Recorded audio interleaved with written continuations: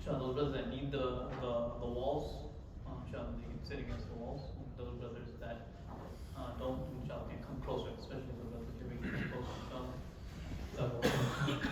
الحمد لله نحمده ونستعينه ونستغفره ونؤمن به ونتوكل عليه ونعوذ بالله من شرور أنفسنا ومن سيئات أعمالنا من يهده الله فلا مضل له ومن يضلله فلا هادي له ونشهد أن لا إله إلا الله وحده لا شريك له ونشهد أن سيدنا ومولانا محمدا عبده ورسوله أرسله بالحق بشيرا ونذيرا وداعيا إلى الله بإذنه وسراجا منيرا صلى الله تعالى عليه وعلى آله وأصحابه وبارك وسلم تسليما كثيرا كثيرا أما بعد فأعوذ بالله من الشيطان الرجيم بسم الله الرحمن الرحيم رجال لا تلهيهم تجارة ولا بيع عن ذكر الله وإقام الصلاة وإيتاء الزكاة يخافون يوما تتقلب فيه القلوب والأبصار صدق الله العظيم وقال النبي صلى الله عليه وسلم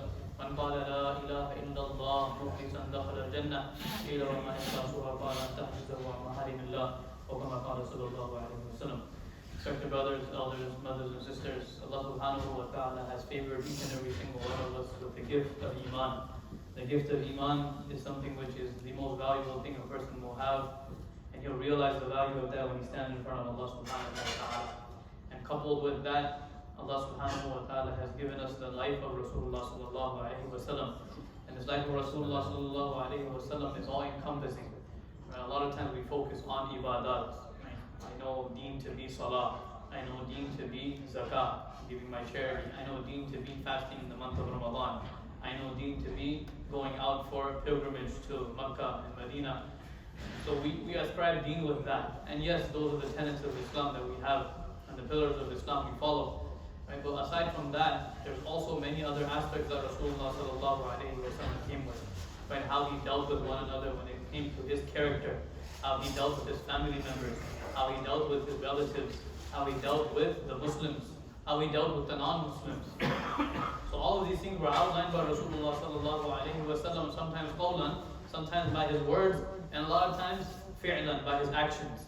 That's why one person came of a different faith, he came to Rasulullah sallallahu alayhi wa sallam to test out how true he was.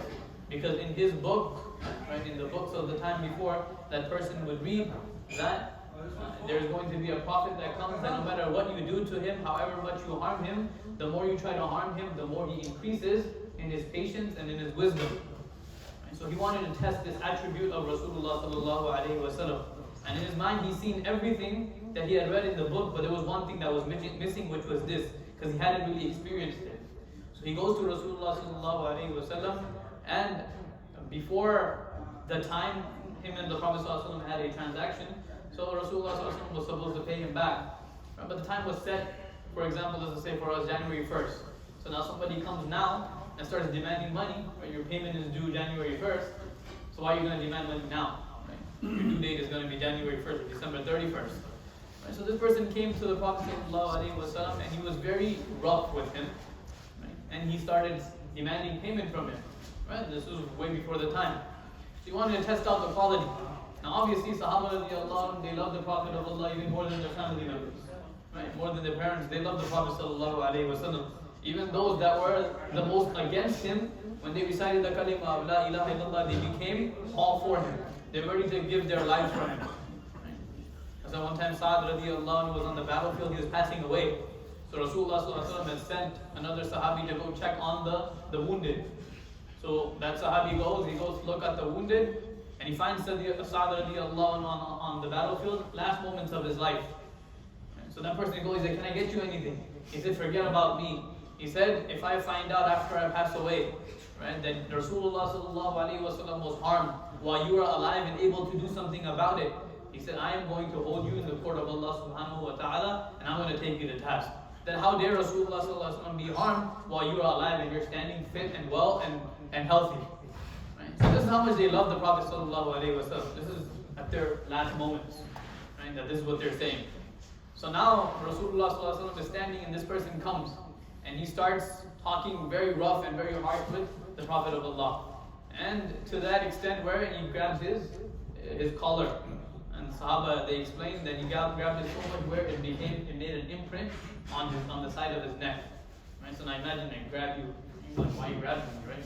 And if I'm like somebody that people are always defending, so you guys are also going to stand. Even if you're not defending, if you see somebody being oppressed in front of you and you're able to do something about it, you're like, hey, what are you doing? Right? Like sometimes you're walking down, somebody says something to somebody, so you're there to defend because you know what's right and what's wrong. Right? So now Sahaba radiallahu anhum, they get angry. They said, how dare you touch the Prophet of Allah while we're here? Right? And especially for no reason when you don't have the right to talk to him like that. So now Rasulullah sallallahu alaihi wasallam, he sees this. So rather than getting angry at that person, right, he talks to his people. He talks to the Sahaba radiallahu anhu. What happens in this world today? Right? Somebody harms me, I'm going to call my boys. I'm going to call my people. And now we're going to hate that person for the rest of our life. That person will come into the masjid, will make sure that he knows that there is a difference between us. Right? Not only that, my people and my boys are going to be those who are also going to push this person to the side. But Rasulullah sallallahu alaihi wasallam, exact opposite. Why? Because within him was that quality of prophethood, was that quality which Allah subhanahu wa ta'ala had instilled within him. So he gets angry at his own people, the Sahaba radiallahu anhu. He says, then you know what? Why are you getting angry with this person? He has a right. If he wants his money, then we have to give it back to him. So he tells the Sahaba that go and go give him his money back. Not only that, give him a little bit of extra. Now this is not, a lot of people ascribe this with interest. But the interest is only if you make the deal from before. If you give it as a gift at the end of the day from your own side without knowing, without the other person knowing that you were going to give it, then it's perfectly fine. So Rasulullah gave him his money and he gave him a little bit extra. So now when one of the Sahabi goes to him to give it to him, he said, look, I'm only giving it to you because the Prophet ﷺ told me. He said, if it was up to me, I would have chopped your neck. Right? And I would have took you out. How dare you talk to my Prophet like that? Right? So he gives it to him, and then that person, he goes in front of Rasulullah sallallahu alayhi wa sallam and he says, Ashhadu an la ilaha illallah wa ashhadu anna Muhammadan Rasulullah. Right? So deen a lot of times isn't spread by what we say. Because we can say a lot of things. And we do say a lot of things. As Muslims, we know what we're supposed to be doing. We say what we're supposed to be doing. Right? But what about our actions? How are we living our life? We all know we need to read 5 times salah. Right? But how many of us are reading 5 times salah? We all know we're supposed to be coming to the house of Allah. Right? How many of us are coming to the house of Allah? And then that's just 1 or 2 examples, but there's many other aspects of our life and of our deen that we all know things about, but how are we going about those in terms of bringing those into practice? And that's what a person is going to be questioned on. He's not going to be questioned on the knowledge. If he has knowledge of it and he doesn't do it, he's going to get double punished. Because you knew what you were supposed to do, and you still didn't do it. أَتَأْمُرُونَ النَّاسَ بِالْبِرِّ وَتَنْسَوْنَ أَنفُسَكُمْ وَأَنْتُمْ تَتْلُونَ الْكِتَابَ أَفَلَا تَعْقِلُونَ. Allah subhanahu wa ta'ala says that you tell people, you know of the right things. You read the book of Allah. You know the life of Rasulullah sallallahu alayhi wa sallam. You have the ilm of it, you have the knowledge of it.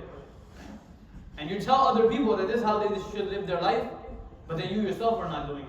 And a lot of times even, you'll see this aspect also within elders it happens, within parents it happens, that we want our children to be a certain way. But we ourselves are not like that.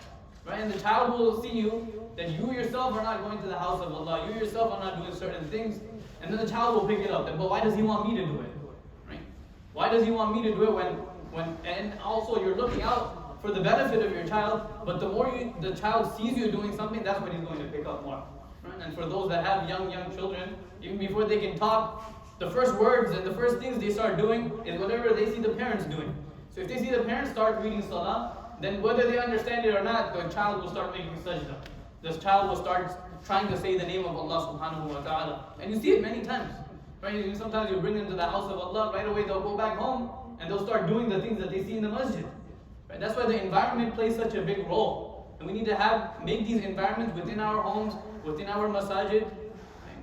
That where our children see things which are happening, which are in accordance to Allah subhanahu wa ta'ala's deen, and the life of Rasulullah sallallahu alaihi wasallam is being presented to them. And then they'll automatically bring it into their life.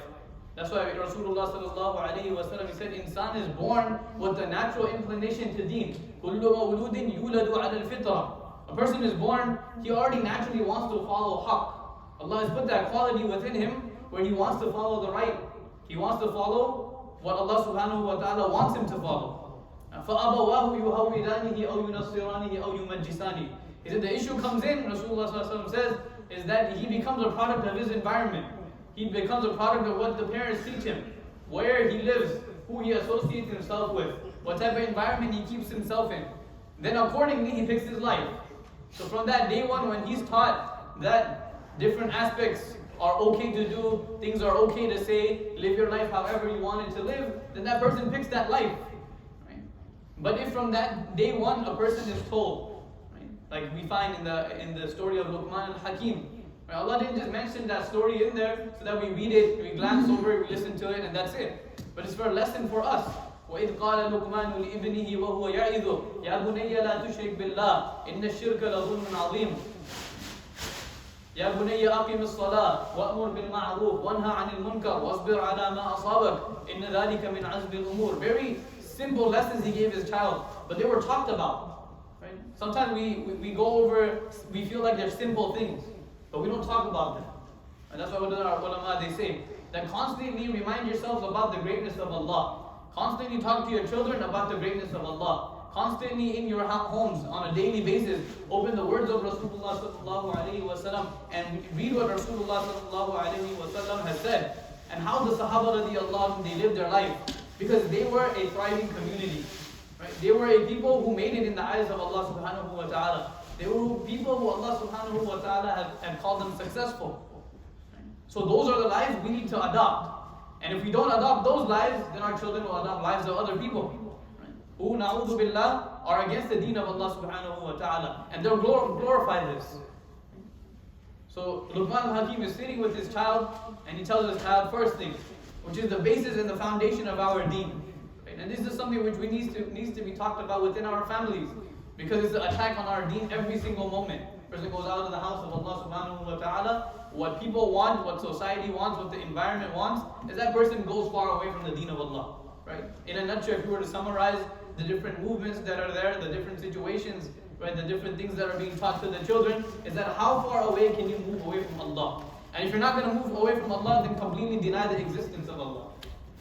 If you do that, then there's nobody to hold you accountable. There's nobody to ask you why you did this and why you didn't do that. So that's why we need to, within our homes and within our conversations, uphold the greatness of Allah. So he tells his child, Ya bunayya la tushrik billah inna shirka la dhulmun azim. He says, never ever ascribe partners with Allah subhanahu wa ta'ala. He says, if you ascribe partners with Allah subhanahu wa ta'ala, it's the worst of sins. Then he tells him what you're supposed to be doing. First thing is what you're not supposed to do. Then what are you supposed to be doing as a Muslim? Ya bunayya aqim as-salah. Oh my child, establish salah. 5 times salah is something which we need to bring into our life no matter what the situation is, no matter where I am. We just had a program earlier after Dhuhr, and we're talking to the youngsters. No matter what situation, you were in the school, but the command of Allah is I need to read my Dhuhr salah. You're at work, command of Allah is I need to read my salah. And everybody else comes secondary.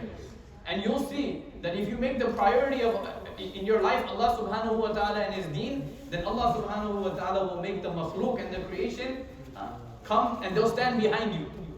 Right? But if you are scared and timid to uphold the deen of Allah subhanahu wa ta'ala, that person who pleases other people, in exchange of the displeasure of Allah subhanahu wa ta'ala, Allah will make it such where Allah will be displeased and Allah will make the entire creation displeased.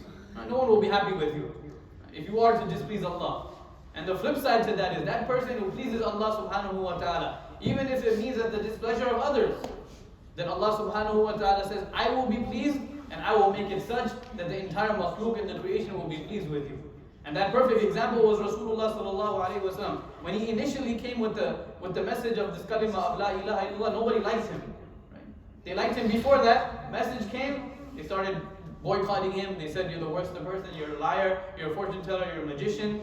Right? They started saying different things. So initially that test was there.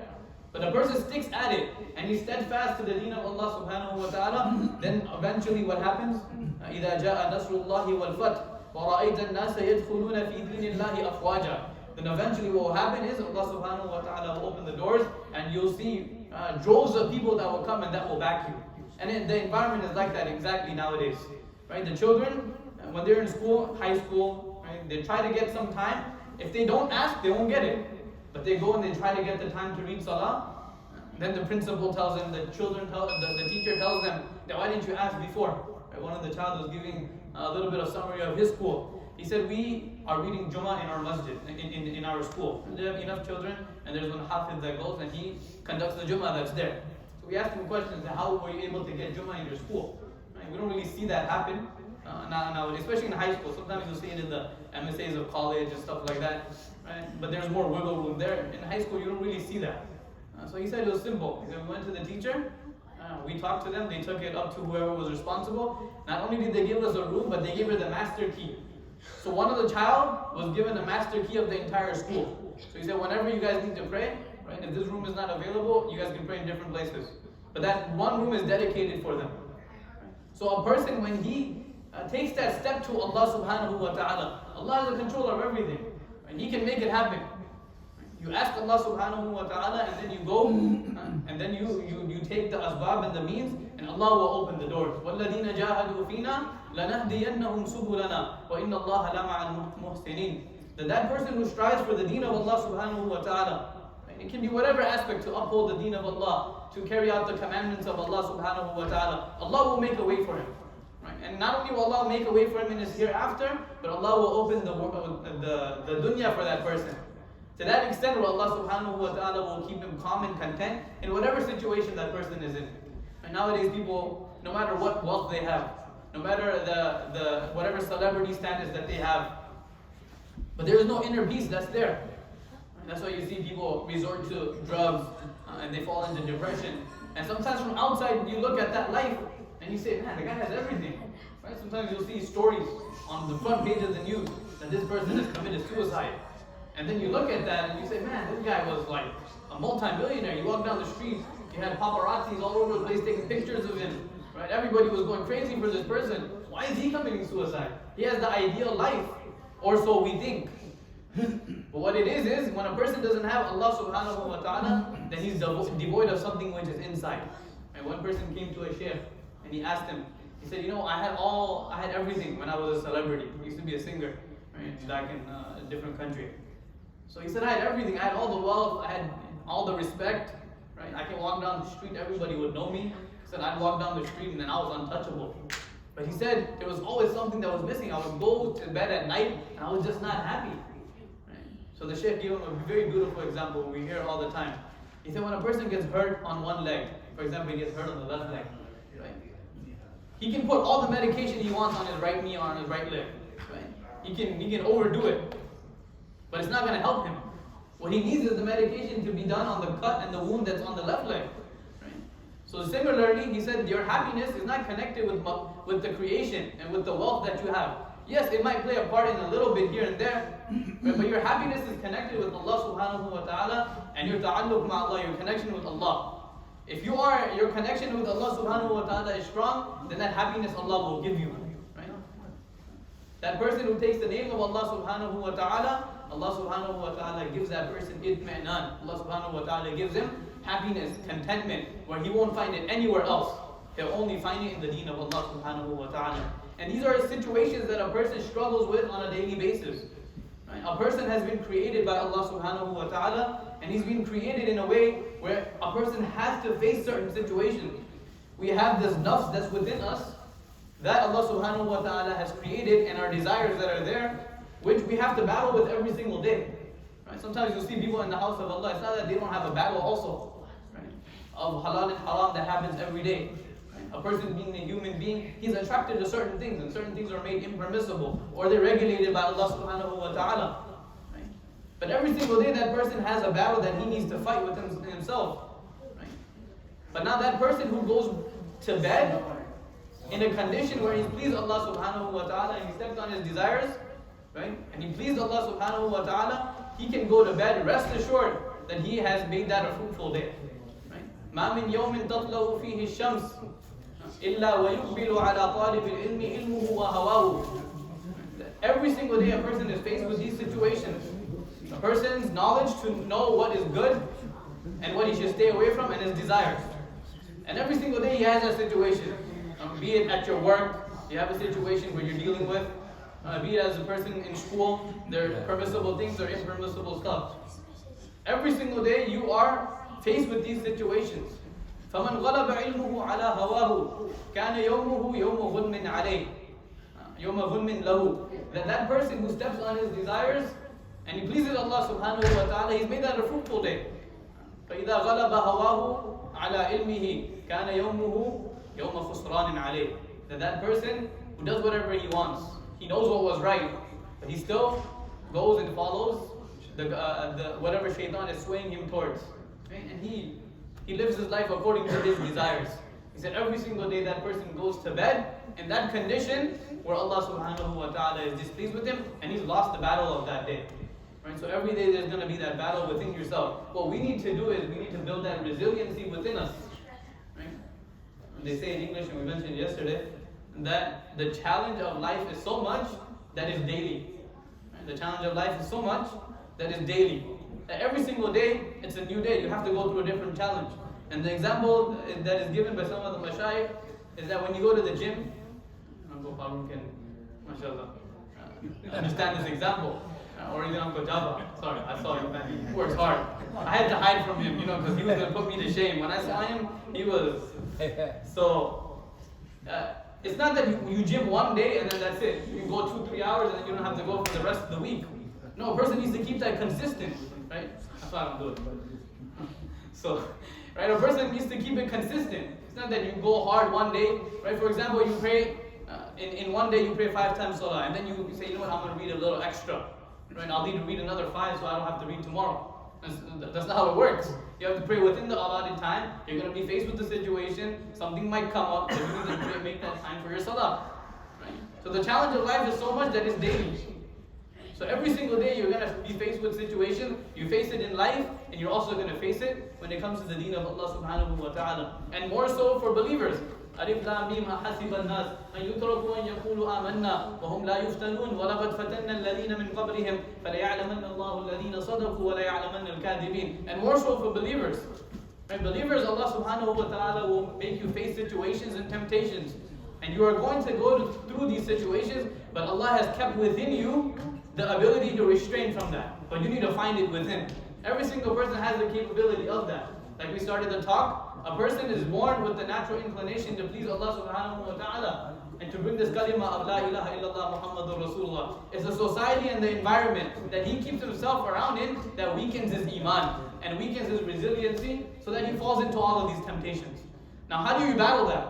You battle that by doing a couple of things. Right? And that's mentioned by our ulama. First and foremost is you connect yourself with the house of Allah. Why are our mashayikh and the ulama pushing the fact that you should make your masajid populated? What is the reason for that?